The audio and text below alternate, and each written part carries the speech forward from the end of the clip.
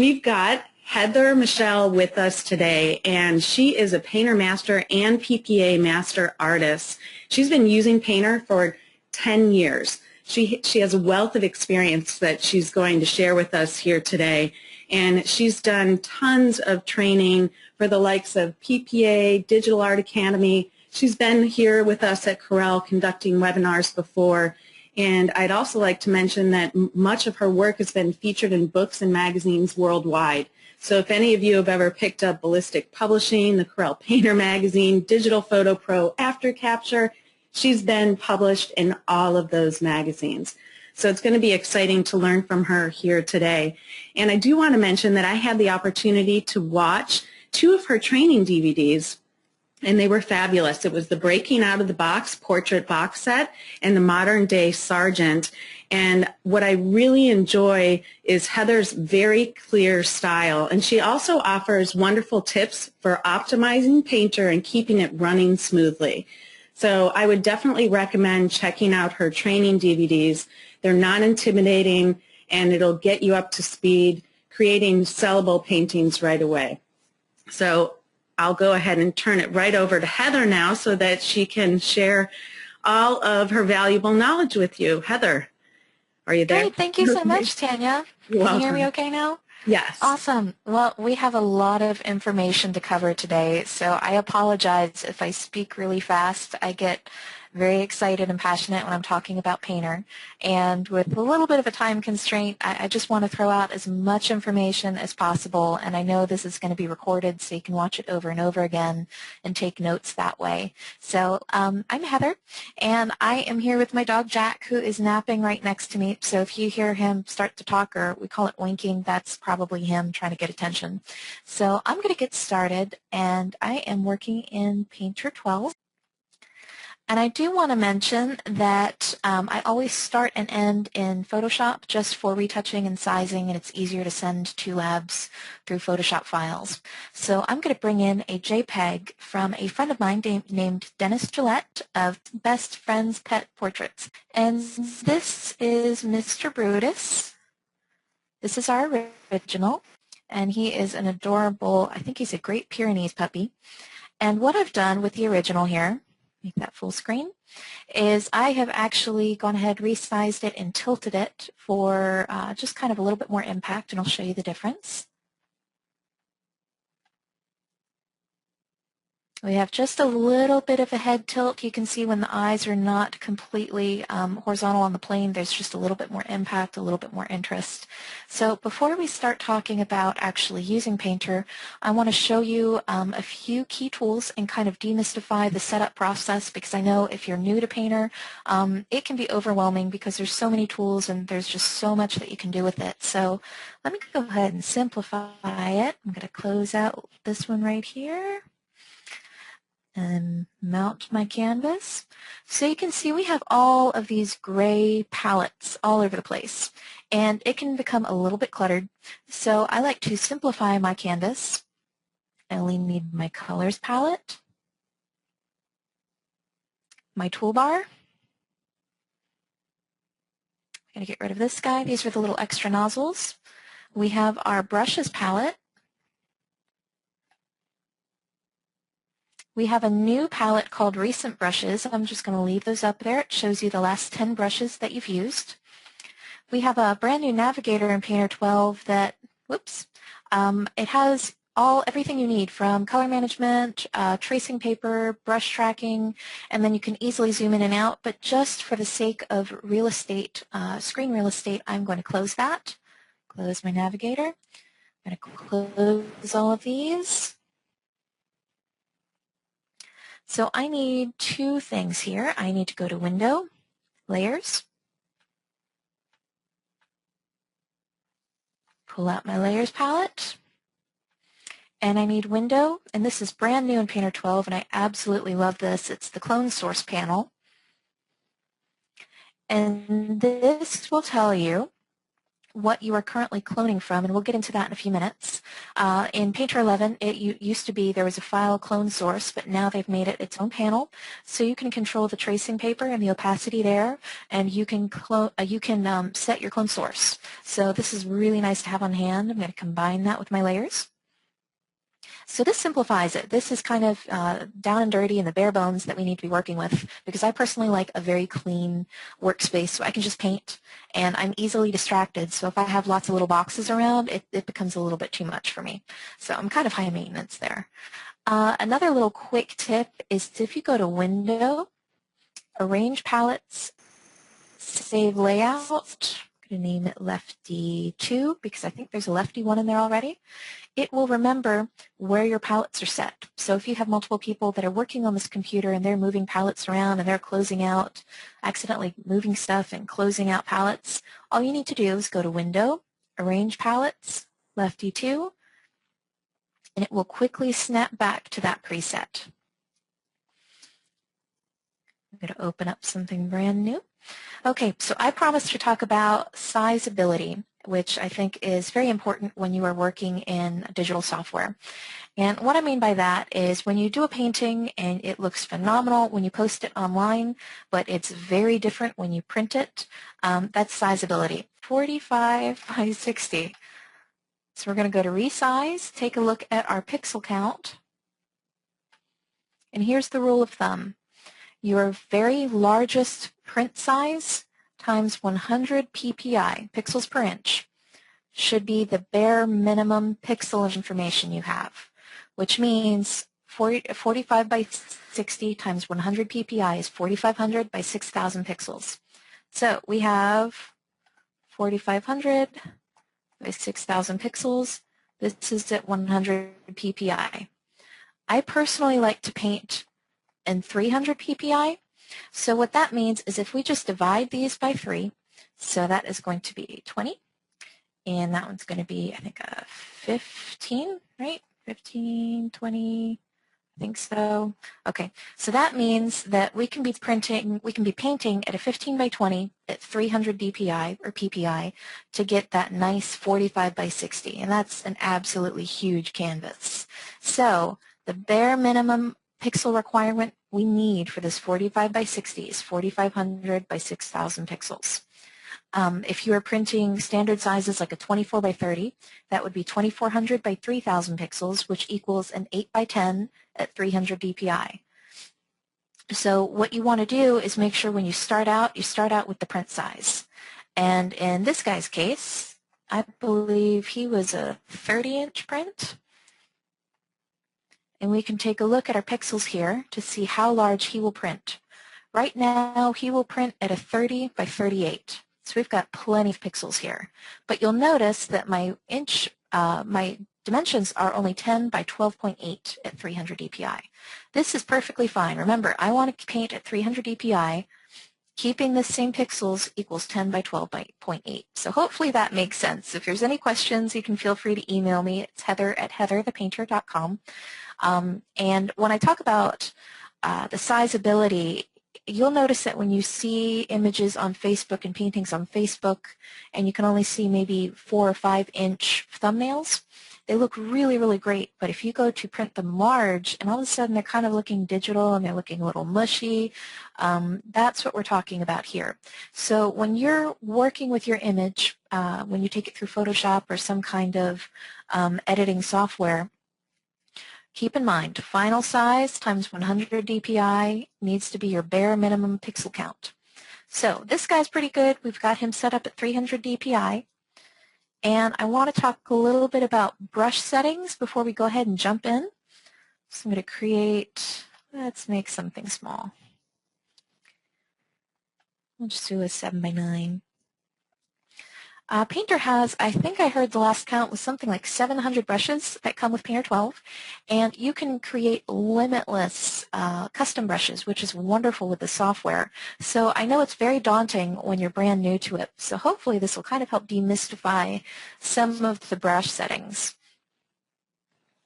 I'm going to go into one of my favorite brushes. In our brushes palette here, we have on this side, we have the categories. And within each category, you have its respective variant on the right side. And I love this. In Painter 12, we now have the option to customize how we view it. So if you need to see like a dab type, you're more than welcome to put as icons. We can see the dab profile here. And to me, this is distracting, so I'm going to put it back as a list, which means we get the text. Variant display as a list. Okay, so I'm going to go into oils, smeary oil, looking for my smeary round. And up at the top here, we have all of the settings. And you'll notice this changes according to what tool you're currently on. If we change over to our dropper tool, you'll notice it changes. We have our paint can, we have our marching ants, all of that good stuff. So B is the shortcut on your keyboard for brush. And you'll see on this left side, we have this wonderful little reset tool, which means, and I'm not sure if I've last used this brush, when the last time was, but if I set my settings to the last default save. So we have our opacity here, which is also controlled by the numbers on your keyboard. So 1 equals 10, 0 equals 100, 5 equals 50, so on and so forth. This is how opaque your underlying color is. So if we had that at 100%, you see lots of color. 10%, it's nice and light. We have a resaturation, which is how much color is actually charged on your brush. 100% color. Then we have very little color. And if you take this down to 0, I think this is one of the coolest little parts of Painter. If you take your resaturation to 0, you automatically have a blender. It doesn't matter where your color is on your color wheel. If there is 0% on your resaturation, that means you have no color charged to your brush. So any brush that has the option of changing your resaturation, you can turn that into a blender by simply turning the reset to 0. Next we have bleed. And bleed, let me put in a little bit more color before I talk about that one.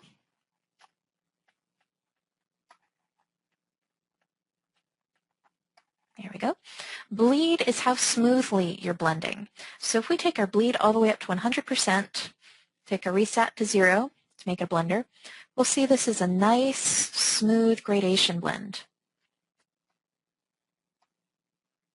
Versus taking our bleed to 0, making it a little bit chunkier of a blend, you can see the difference. 100%, 0%. So the key here, when you're working with long, smooth, flowy hair or very smooth skin, if you're working on portraits, take your bleed up to 100%. It'll give you a very nice, smooth. Next we have feature. Let's clear this. So feature is the space between your bristles. So if you look at the dab of your pen or the tip of your paintbrush, if you're painting organically, it is literally the space between each bristle hair, which translates to a very nice bristly feel. If you take your feature way down to, say, I'm going to try 1 because I'm afraid 0 might be too much, you can see the same brush stroke, but all of a sudden our hairs are closer together, giving us a more solid dab. This creates more of a blobby, solid brush stroke. So when you're painting, and if you find that some of your brushes are slow, the very first thing you want to check is your feature. If your feature is too low, it will slow down Painter because you're having to make up millions and millions of black dots to create this brush stroke, where you only need a couple of dots to create this brush stroke. So one more brush tip before we get started. I'm going to go to one of my favorites, the chalk, and it's going to be my square chalk. Okay, so we are on our square chalk, and this is a wonderful brush if you want to show one of Painter's features called paper texture. And paper texture can be found at the very bottom here. We have our papers palette, and we have lots of preset papers. And one of my favorites is the artist canvas. So if we choose that one, and we use our chalk brush, you'll see, let's put a lower opacity. You'll see, oops, I'm sorry, we have nice paper texture showing through, all of that nice artist canvas. What determines how much paper texture comes through is your grain setting. Your grain is how much color permeates a paper surface. So if we were to set our grain at 100%, that is the equivalent of you really smushing down that medium into the paper. If you want more paper texture showing through, whoops, let me try 100% again. There we go. This is 100. That's really smushing it into the paper. If we want a lot of paper texture to show through, I would recommend starting your grain at about 10%. And you can see we have that canvas. So that is kind of brushology as a crash course. So now we're going to go ahead and start painting Brutus. And Painter allows you to paint in two different ways. You can paint freehand with color, or you can paint with one of the most powerful features I think Painter has to offer, which is called cloning. And what cloning is, it is literally allowing you to paint from a source file. So you're painting with an image versus painting with color. So when you paint with an image, you are applying that brush's attributes to those brush strokes. So to get that set up, we're going to go to File, Quick Clone. So you can see side by side here we have what's going to be our painting, and then we have our Brutus original. I'm going to mount my canvas, Control M. Oh, and I am on a Mac, so I think I'm giving you PC commands. Control M, Command M for Mac. My space bar is my little mover tool. And what's important here, when we clone, we can see just kind of like a light shade of him. This is our tracing paper that's activated, which allows us to see our original without having to make a large file with too many layers. So if I hit Control T, you'll see my canvas is nice and blank. We can do a little squiggle here. If I hit Control T again, you'll see a ghosting of my source file. How we control that is by our clone source panel. You see this nice little line here. Let me see if I can zoom in. There we go. That is our tracing paper opacity. If we take that down to 0, we can see our 100% of our painting and 100% of our original. So this just is really good to have if you need, especially with working with portrait work or architecture, finding, okay, this is where his eyes are, this is where his ears are, got a little nose, nope, a little too low. There we go. I'm going to delete that.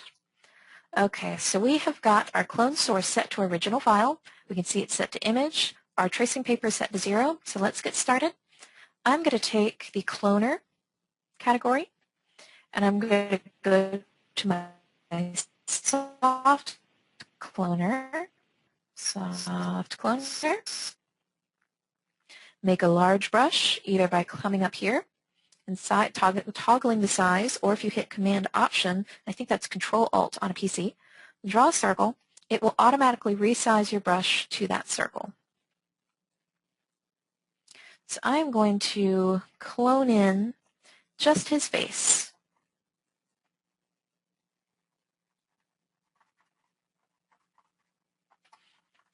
Making sure I get as much of him as I can, because we're going to paint out that background.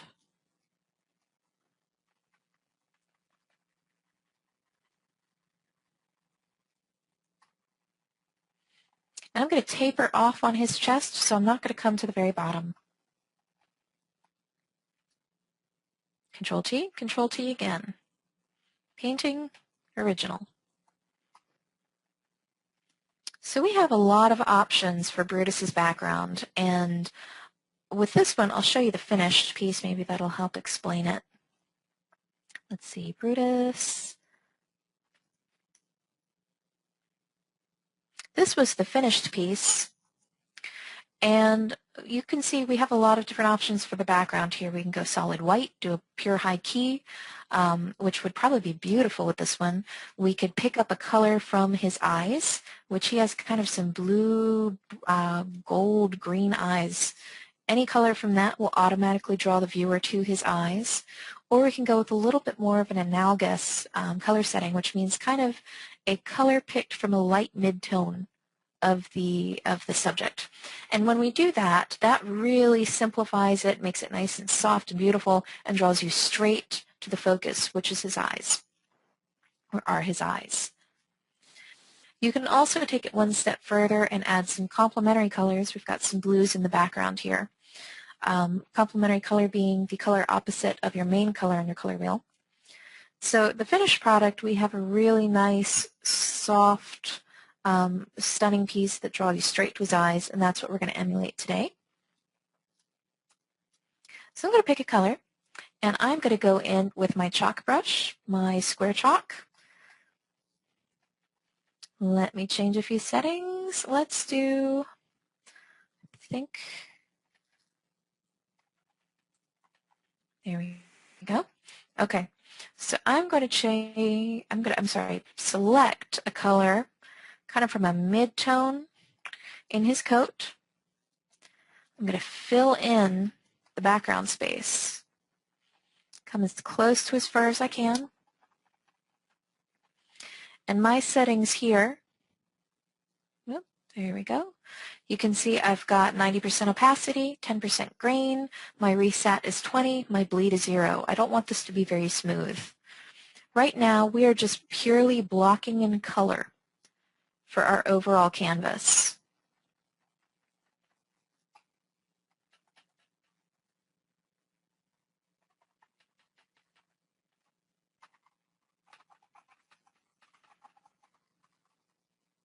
So I'm filling in the entire thing with that color. So already it's kind of simplifying it and bringing you straight into his face. Now I can build off of that color. We can sample using our dropper tool, or D, on our keyboard. Give it a little bit more punch, a little bit more saturation. I'm going to take my resaturation down for this. I'm sorry, my opacity down for this just a little bit. Kind of ground him with a little bit of solid color.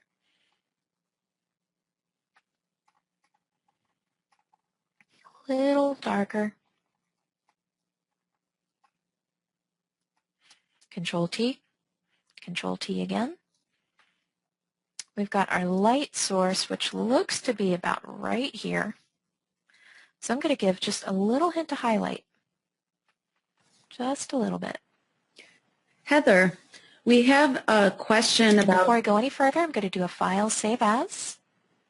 Yeah. I'm sorry, the delay is so long. We have a question about which are you using, a Wacom tablet, Okay. and which one? Oh, good question. Okay. I am actually, this is terrible, I'm using my Intuos 3 on this computer. My workstation, I use the medium Intuos 4. I know the 5 just came out, but I have not gotten one yet. And I use the Art Pen that comes with the Intuos 4, I'm sorry, that you can buy extra with the Intuos 4, mainly because the tilt and swivel sensitivity is phenomenal. Especially when you start painting impressionistically and very loosely. But definitely a medium-sized tablet. I don't recommend the off-brand tablets. I've never had any luck with them, but the Wacom does a beautiful job with their Intuos series. And I know the Bamboos are pretty good too. I am saving my image. I've got my original file name, and I'm going to put a 1 PTR in front of it to tell me this is the first stage. Now, I know some people swear by RIF formats, and that's fine, but I am personally in love with the Photoshop format. But if you do save it as a Photoshop format, make sure to check uncompressed and append file extension.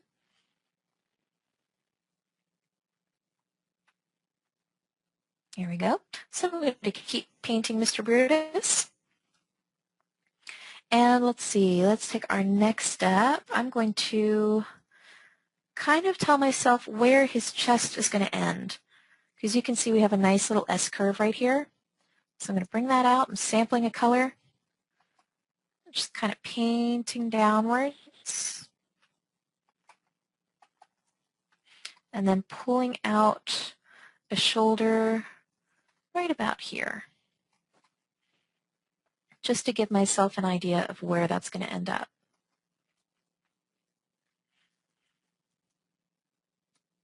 Okay, so I'm going to take you to another brush before we start blending all this together. We're going to do an oil smeary round. Let's go to oils. Smeary round. I'm going to put my resaturation to 0. And I'm going to just lightly blend some areas. Make sure my feature, let me try 6, see if that works. No, that's too much. Let's go up to 9. Okay, I'm liking this better. All right, so I've got my oil smeary round brush, and I am at a resaturation of 0. My bleed is at 50, and my feature is at 9. And my opacity is going to change quite a bit. What we're doing is simply going over, whoops, I noticed my paper texture changed. I'm going to put that back to Artist Canvas. Just slightly blending a little bit of areas close to his fur.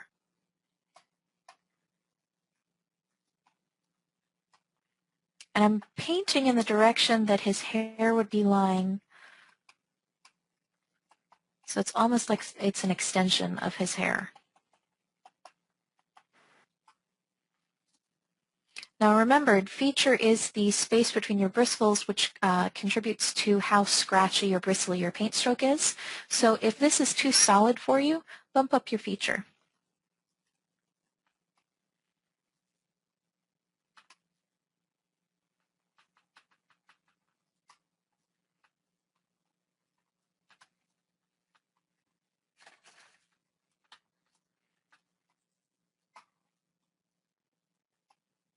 Oops, B.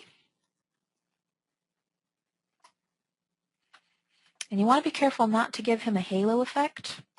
So I'm going to pull in the background color close to his head.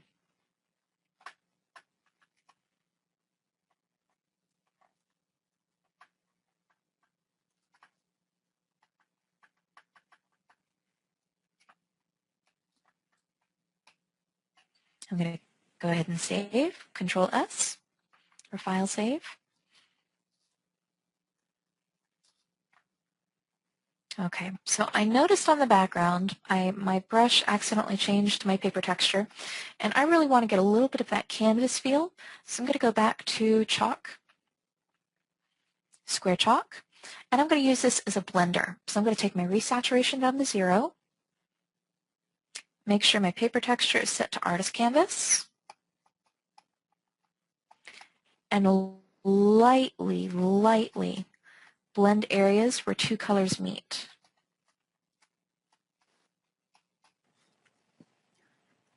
Heather? Rich is wondering if you can just click on the layers palette so that we can see what you have going on there.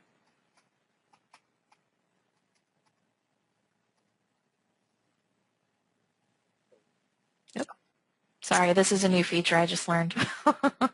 Zooming in. Does that help? That looks great. So you're working right on I'm not the working on canvas. any layers. I'm just working on my canvas. Okay. Thank you. Yep. It keeps your file size smaller and allows you to just paint much faster. So I'm just lightly blending.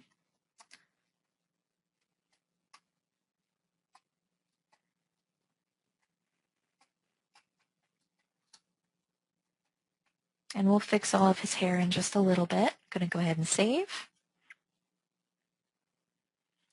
And you know what, before we finish off our background, we are going to get into cloning some of his body in. So we're going to go back to that oil, smeary round. Let's see, oils, smeary round. And we're going to use this as a cloner. So the key here that determines your cloning is your resaturation. And I'll show you in his eye. If we click on this little clone stamp icon or hit U on your keyboard, it will transform your brush into a cloner brush. So if we have our resaturation set to 100%, this means we're gaining 100% information from our source file, which means, as you look up here, we're not getting that much of a change. But if we take our resaturation down to 10, watch the difference. We're getting 10% accuracy.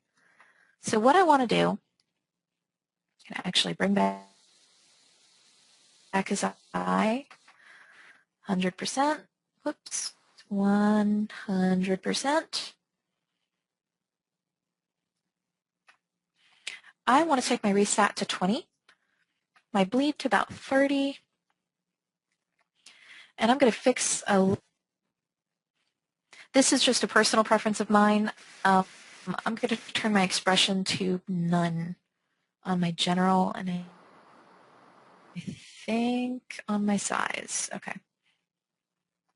All right, so what this means is we can clone from the image. We can do some heavy brush strokes. We have some nice separation in the hair. You can see here, because our feature is set very high in color, and you'll see that by our color wheel is grayed out. And I am painting in the direction that the hair.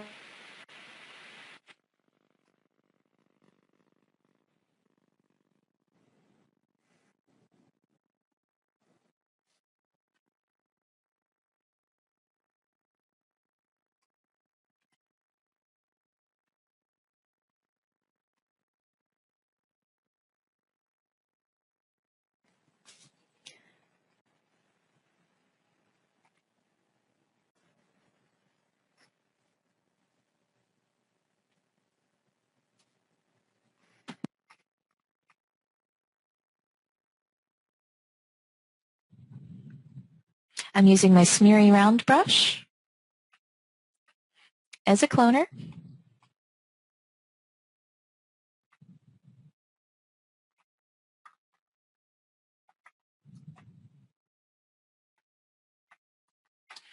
And you'll notice I'm going to stay away from these edges here, because if I were to paint over this, it's going to bring back that original dark background.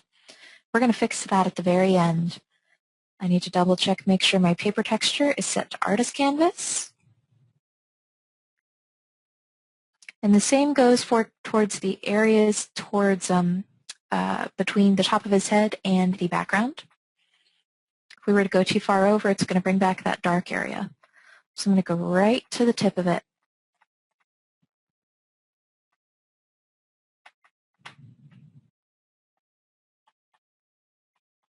Now, if you were painting a short-haired animal, you would use the same brushes, but just shorter brush strokes.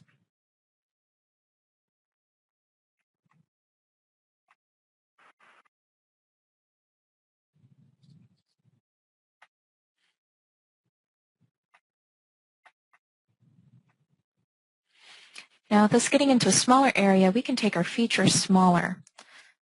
Our feature is a lower number.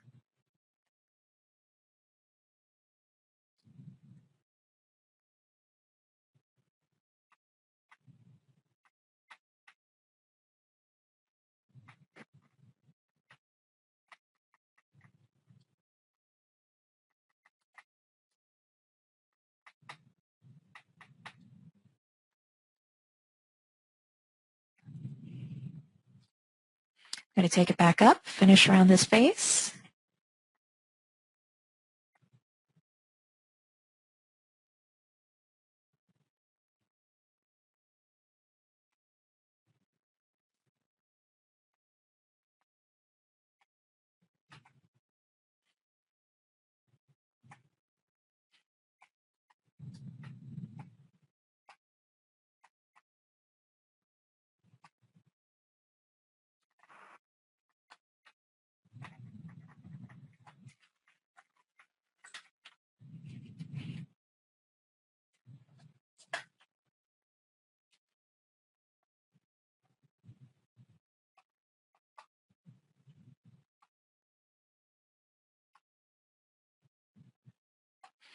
Now I'm doing a very quick rendition of Brutus. If this were not a live event, this would probably take a lot longer, but I just kind of want to show you different brushes you can use to build up the painting. And this is just our underpainting, so bear with me. We're not going to leave it at this. File save, Control S. Okay, so here's where the magic starts to happen. We've got a nice underpainting, and if we were to leave this as it is, it's nice, it's doable. If you sell it, that's great. But what I love about painting in general is you can enhance what the naked eye cannot see. So, meaning, when we look at our finished oil, I think Jack's waking up. You see how we have all these details, and it's almost like a really nice fine print done in HDR, the high definition. You can see just midtones, highlights, everything's popped, beautiful colors. We've got some really pretty colors playing in his eyes. Something that the camera cannot necessarily capture. We're going to enhance all of that. So this is just our underpainting. And two of the brushes that really bring it to life, we're going to go back to that chalk.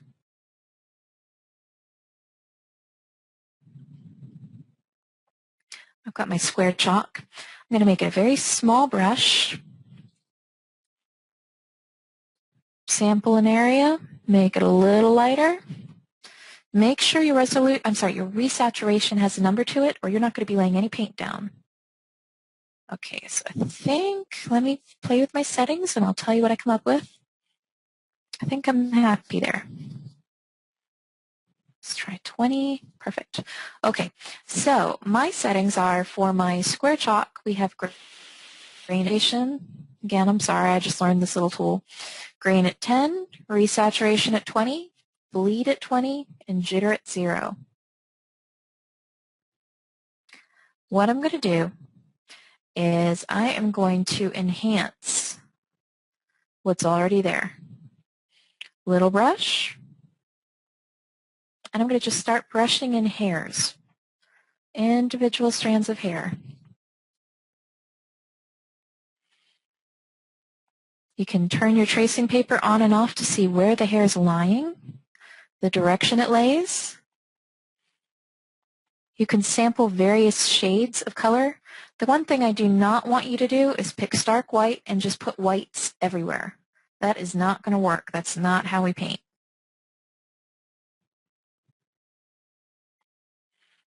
Feel free to toggle the size of your brush, and you would go over the entire thing, enhancing the colors and the highlights and the midtones, everything that's there. It's already telling you.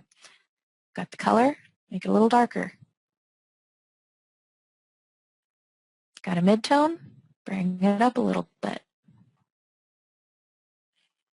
You can see it's already starting to pick up some shades of color. Heather, I just want to let you know that it's about Yes, 10 minutes until the hour. And there's also a question, and this is always a difficult question to answer, but about how long would a typical portrait take? Okay. This type of painting, if I could just paint and not have to speak through everything, probably about 3 hours. But I work kind of fast, so I don't really know how to answer that one, but about 3 hours. So I'm only going to show parts of him, how we're going to define the edges, finish the eyes, and maybe finish up the nose in that last 10 minutes. So no, there's so much we have to cover today, but hopefully it'll kind of get everybody started. Okay, so that is how we would build up hair. If you ever need to soften it, once again, I'm going back to that oils, smeary round brush with my resaturation at 0. Depending on how smooth I want it, I'm going to take my bleed up to maybe about 70. Big brush, soften just ever so slightly. So that's how I would approach his fur. And I will show you, let's do the top edge here of his ear, since we are running out of time. And then we'll finish up with the eyes and nose. I'm going to go back to that chalk. There we go. And try to find out where the edge of his head is. And we are going to build up that area with chalk.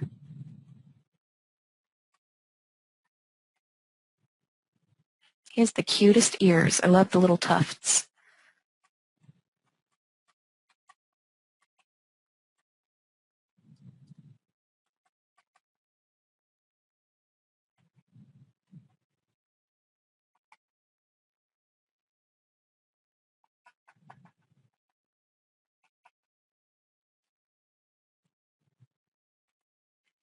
And again, don't forget to play up the colors in that area. Play up the highlights in the area. Keep in mind where the lighting is coming from. For instance, we don't want to put highlights in very dark shadow areas. Play up these little tufts.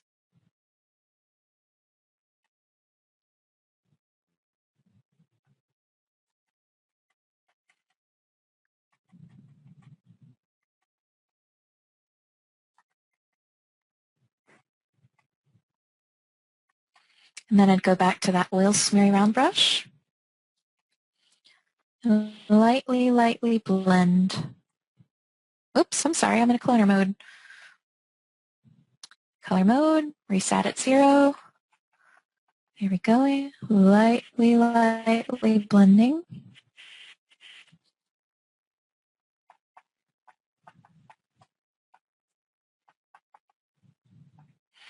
Finish up a few little curly cues. And I'm actually going to show you, let's see, I don't think it's in here. I want to show you one quick little thing I think is really important in Painter 12. They have a new function that if you go to this little drop down, you can import entire categories now. So I'm going to import the category of the painting animals brushes that I have with the new DVD set that's coming out. And I want to show you one of my favorite little brushes in it. Let's see, Fav Color Small. This brush I use on edges for everything. So let me make sure. General, none, none. Okay. I use this on everything, especially when I'm painting more of these like these busts that are kind of like the floating oil washes. This is just a great edge brush.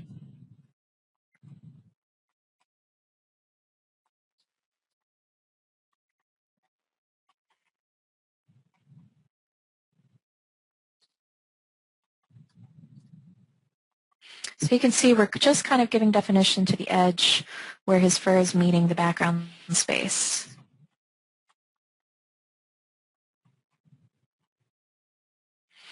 And if we need to go blend that, we go back to that blended in. Nice and soft. I'm going to save it. And I'm going to show you how to do an eye and see if we have time for a nose. So I'm going to keep my smeary round brush. I'm going to take my feature down. Let's try 3. Okay, that should do it. Okay, so I've got my smeary round brush. I'm going to actually take my resaturation to 20, make this a cloner, take my bleed to 20. Here are my settings. Opacity is going to change, but my reset's 20, my bleed is 20, my feature is about 3. And I'm going to clone in every single pixel before I start adding color to his eyes. So you don't want any, or at least I don't like photographic elements showing through when it's a painting. I'm going to take my opacity down so my brush strokes are a little bit softer.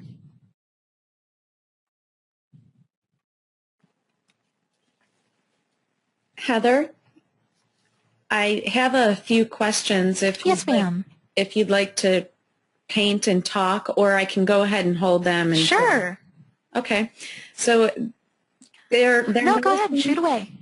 You're saving this PSD, and it's saving your clone source. but some people are having issues with the clone source being saved in the PSD file. Have you run into this? Okay. No, the key here is you need to tell Painter where your clone, I'm sorry, let me back up. You need to tell Painter where you're pulling your clone source information from, and you can find that in your clone source panel. You can see here, this is actually my clone source. This is not my painting right here. On my layers, you can see this is my painting, but my clone source, we're pulling from the original source file. So when I go to save my painting, I do a File, Save As, click Photoshop, we'll do it here, File, Save As, Photoshop format, uncompressed, append file extension. I'm going to name this 3.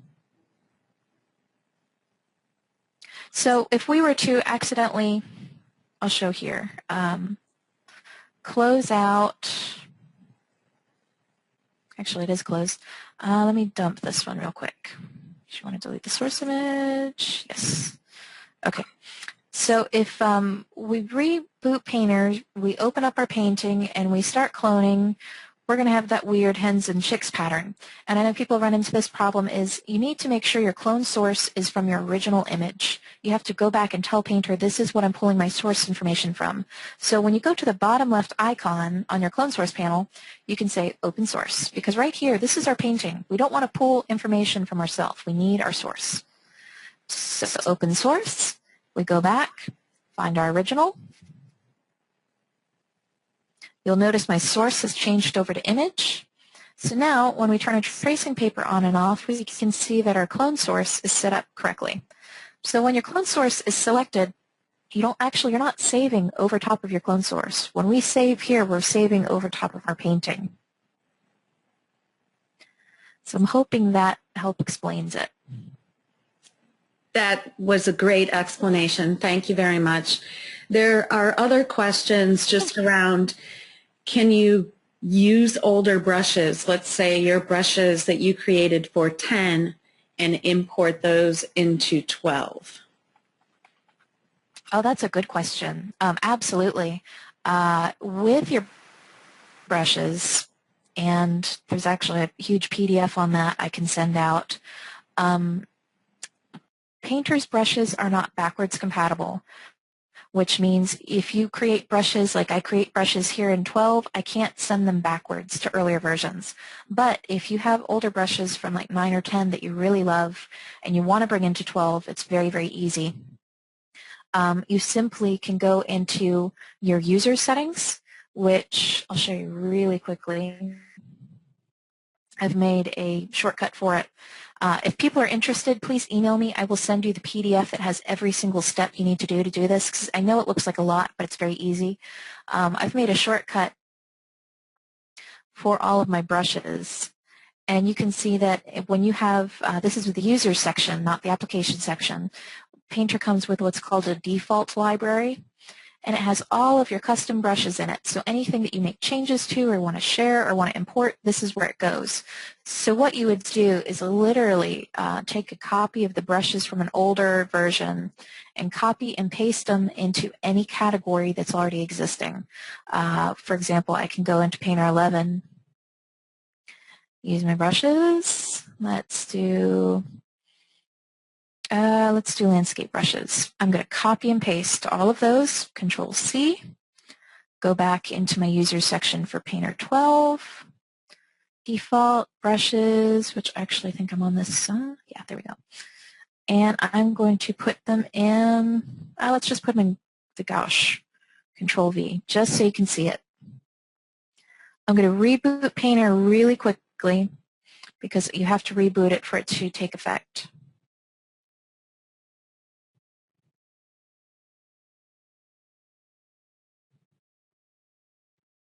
If you have what's called a dot brush category, you can easily import this in a single click. So now we can look in our, is it gouache or gouache? I hear so many different ways. I'm just going to call them the squash brushes. You could see that we have imported our landscape brushes, landscape, round color, palette knife, all those good ones. So we've taken a copy from older Painter 11 brushes and dropped them into Painter 12. So there are different ways to do that, I guess is what I'm saying. Let me pull up my painting and my original. Go into my clone source, open source file. I've already opened it, so I'm going to just select it here. Select, tracing paper down.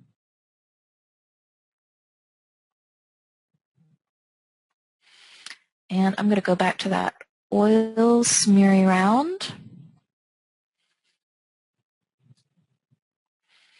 And following the direction of his eye.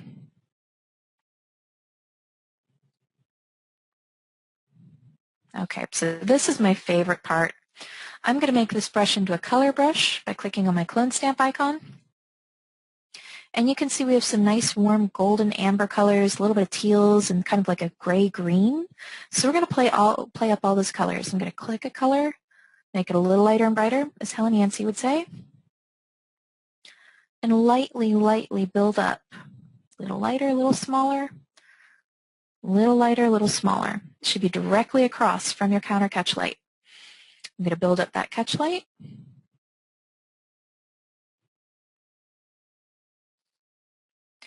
And I'm going to play up the ambers on this side because I absolutely love what's going on there.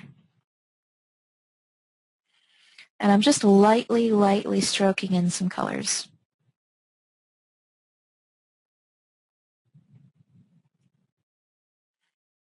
I'm going to go back to that chalk brush. Chalk. And I'm going to enhance the whites of his eyes, sample. Go a little lighter. Just slightly, slightly drop in a little lighter color. And then play up, this shows kind of that the eyes are wet. It's a nice little highlight here where the light's catching. Just a little bit. Tear duct.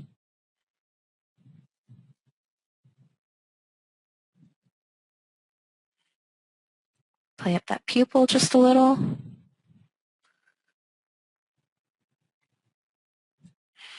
And then give him a little bit of separation in some of the eyelashes and the fur around that area.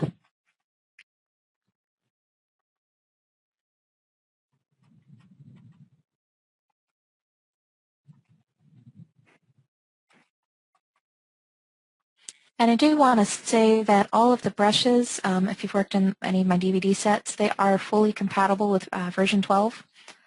So you can easily import those into 12. Another little brush I want to show you real quick is oils. I love this brush. Detail oils brush is awesome for eyes and eyelashes. You can get very small. I'm going to take my reset down to 30. Just lightly, lightly give them a few eyelashes. And you can see we get a really nice, clean little detail line.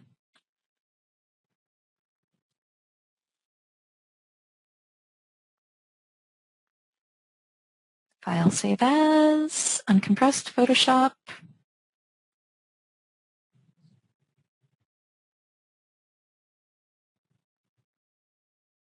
If you ever need to soften this, once again, go back to that smeary round. Smeary round. Take your reset to 0, make it a blender.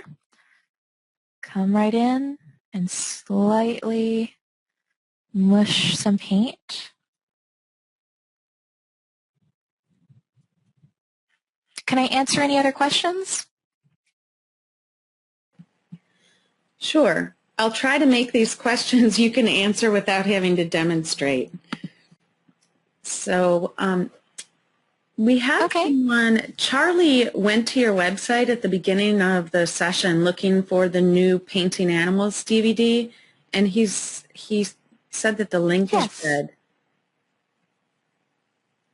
Oh no, great. So I'll have to look at that. It was up yesterday. Okay, so yeah, I apologize about that. What price range would you charge for something like this portrait that you're doing right now? It depends on mainly the size and how intricate, but if I were to charge this, say like a 16 by 20 to my client, it would probably be about $1,500 on canvas. and maybe add about 10% of that if it's on fine art paper. So it depends on what area that you're in and what your demographic can carry. Let me save this. But yeah, it's pretty much according to size and how intricate. So if like Brutus had 10 of his brothers around him, it would be a very different price than the 1,200. That's And then always if you're a photographer wanting me to commission me to do this wholesale, then we can talk. okay. That's always a loaded question. Yeah, and it depends on where you live, who your audience is, and how much will people pay you.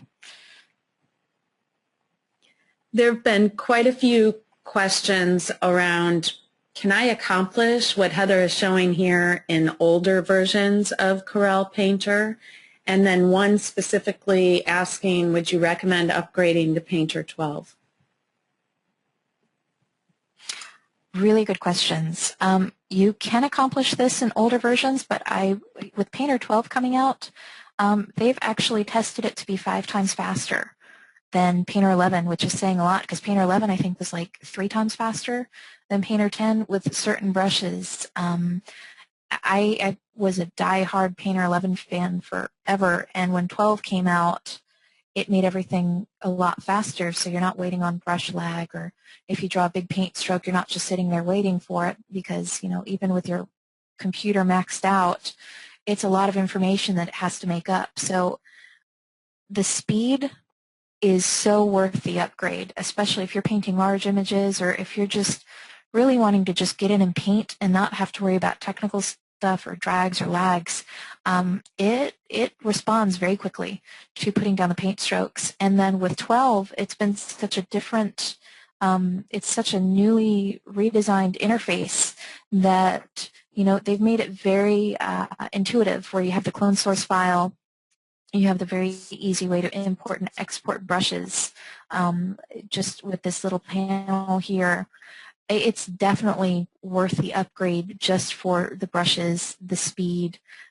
We've got some new brushes we didn't even talk about that we have the real watercolor and real wet oil brushes that are wonderful, that are not in the older versions, and there's anything like them in the older versions.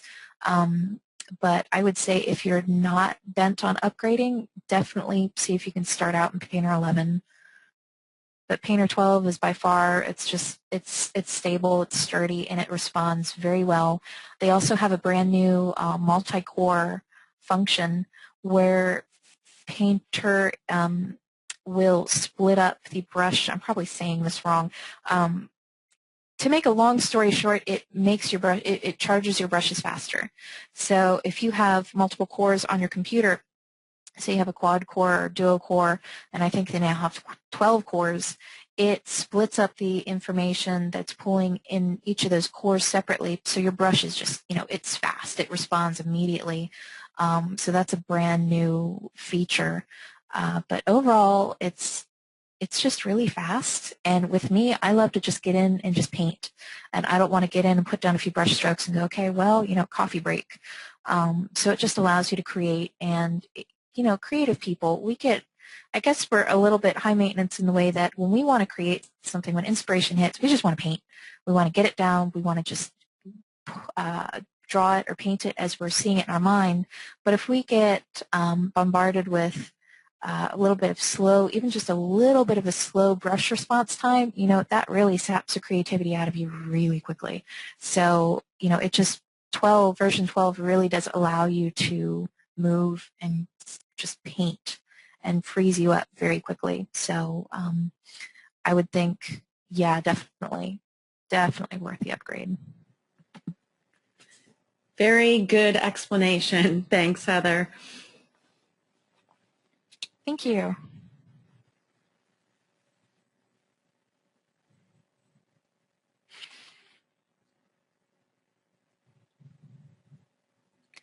I'm going to go back to that chalk brush. And feel free to just shoot questions. I'm just going to keep painting. Okay. I have some more.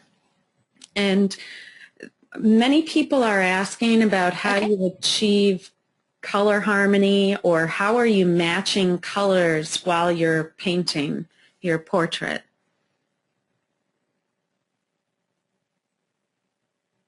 Okay. Matching colors, I'm guessing as in picking colors, or are we talking more on the printing side? No, I believe it's more around sampling from within the document, or how else would you be able to work with a specific color palette? Okay. Okay. Good question. When in doubt with images, sample what's there. Like we got our background color simply by sampling this area in his eye, which I'm still saving. Here we go. And you can, I'm trying to think how to answer this one. If you're not really confident with color picking skills, best way to do is just sample something that's already there. Especially with animals, you can do either eye color or kind of like a light mid-tone area, which I wouldn't sample in a shadow area. It's going to get too dark. If we sample a highlight area, we're going to get pretty kind of like a blah white. So that's one way of doing it, sampling a color. You can always give it a little bit of oomph going to the right. Just give it a little kiss of saturation. And you'll see we have kind of a nice, let's see if I can make it a little darker, nice colors here. Now, if you're talking about more, how do I find color harmony? That is more of a question of, if you have any art books or libraries at hand, I will show you how I cheat here. I have a color wheel handy that I normally keep on my desktop when I'm teaching, and Painter's color wheel is not like a true artist color wheel. It's more of a ring. So when we have our color wheel, we have our primary colors, the red, yellow, and blue. Your complementary colors, which is what's going to bring the color harmony into play, are the colors that are opposite on the color wheel. So you'll see, like in the fox here, you can only see a small thumbnail, but the colors are really popping because we have two semi-complementary colors playing off of each other. And the way to pick that is the fox was naturally kind of that orangey, rusty color. I picked that up, but I went across on the color wheel and kind of stuck a little bit between the blue and blue-violet. So when you put those complementary colors next to it, it plays with I believe it's the cones in your eyes, and the colors really come to life and they pop off each other. So if you're ever in doubt, find the main color of the animal. Like you can even see here,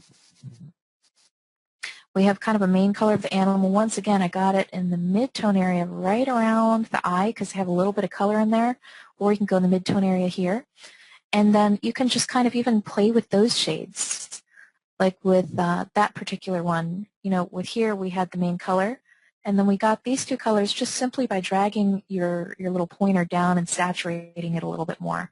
So hopefully that helps. Play with color, look at paintings online. Even like I'm a huge fan of Impressionism. So if you can find an impressionistic piece and zoom in really, really, really closely and just take a look at some of the colors that are playing off each other, you're more than likely going to find that lots of them are complementary color sets.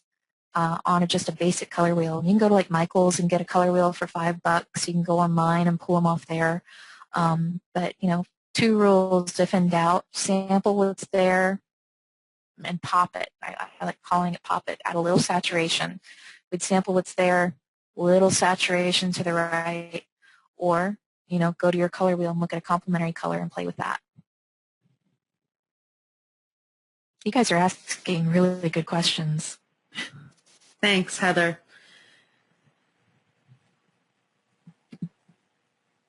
Were you changing paper textures as you worked today, or just sticking with one texture? I actually was hoping to stick to artist canvas, but somewhere along the line it switched. I'm not sure how. When I work on my pieces, I'm just in love with artist canvas, and unless you're using something with a grain feature like chalk, it's not going to show up that much, but the little areas that it does, I think it's just a gem to have.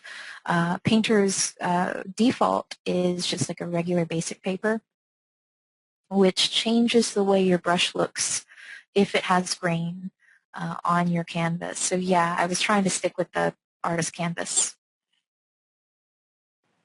Okay, thank you.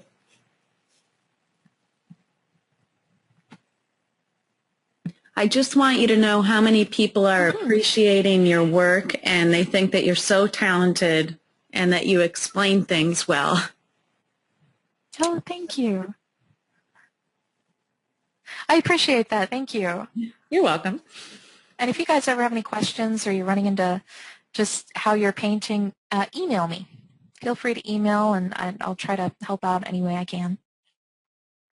And also, if you go to the website, I do have an online newsletter that goes out pretty often, and it will have any news on webinars or free things or Corel updates. There's a new painter patch that just came out, so make sure you download that if you're a 12 user. So go ahead and subscribe to that, and it'll just kind of keep you up to date when we have sales and just different webinars and little tips. So I will bring up the finished one. Let's see, proof. And this is Brutus finished.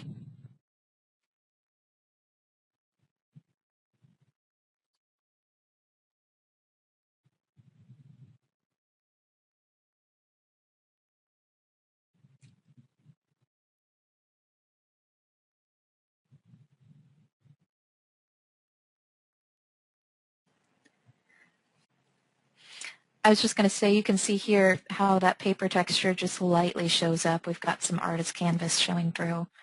And I just love that little hint of texture it gives overall. Paper canvas or artist canvas.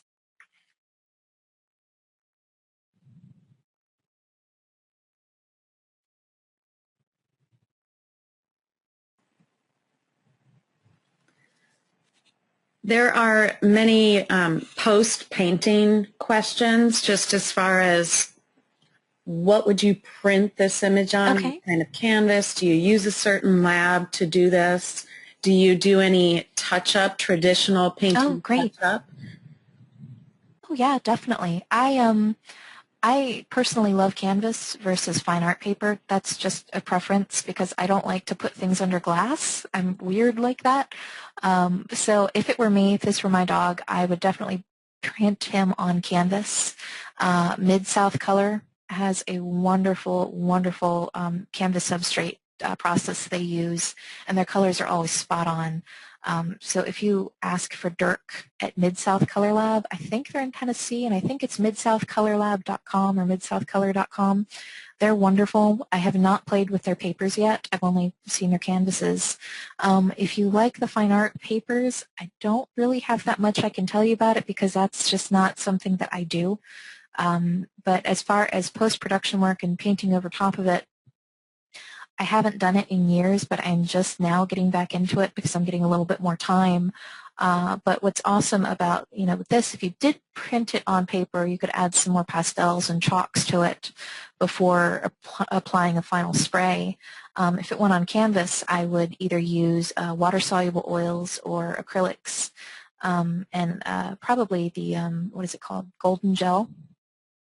And there's just so many different post-production things that you can do with it. But I know Tim O'Neill at Digital Art Summit he has got a wealth of information. He's putting together some information about post-production. But if you're just looking for a really good lab, I've been through all of them. And my absolute favorite has to be Mid-South, especially because with their skin tones, if you're painting portraits, the reds and like really, really rich. Like if you're thinking of Pinot paintings, those reds have to be spot on. Their canvases look the most like the most organic paintings I've ever seen from a lab.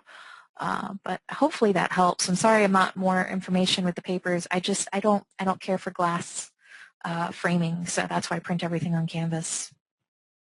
There was a question from Kathy asking, would you not paint the other eye? I know that we're limited on time here, so you can't get through the entire painting with all these questions in the short amount of time that we have.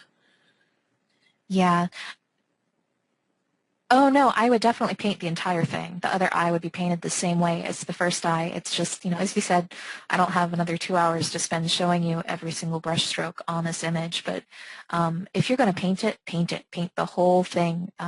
Paint through everything. What's going to really bring it to life is enhancing all those areas like the eyes, and you can see enhancing on the nose and just even highlights built upon highlights with a little color.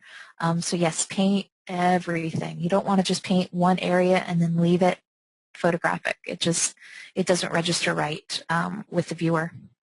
So yeah, paint it. I appreciate everybody coming out today and being so patient. Is there anywhere, do they just go to your website to keep up to date with where you'll be presenting? I know that you're always out and about and doing seminars and presentations and classes. Is your website the best resource? Yes, and again, I hate trying to push the newsletter, but that is the first, the people in the newsletter are the first ones to know about any kind of workshops or seminars or webinars or free webinars. I'm a little bit slower to update the website than I am with the newsletters, but really the newsletter is what I put out first with all the current information, and then the website gets updated a little bit later. But yeah, check the website, check my newsletter, and I don't hand out my newsletter emails to anybody, so don't worry about getting spam. I take that pretty seriously. Okay, terrific. So with all of that being said, we're going to go ahead and end the webinar session today. Thanks so much to everyone who joined us. We look forward to seeing you on future sessions. And thanks again, Heather, for doing this wonderful webinar for us. Great. Thank you so much.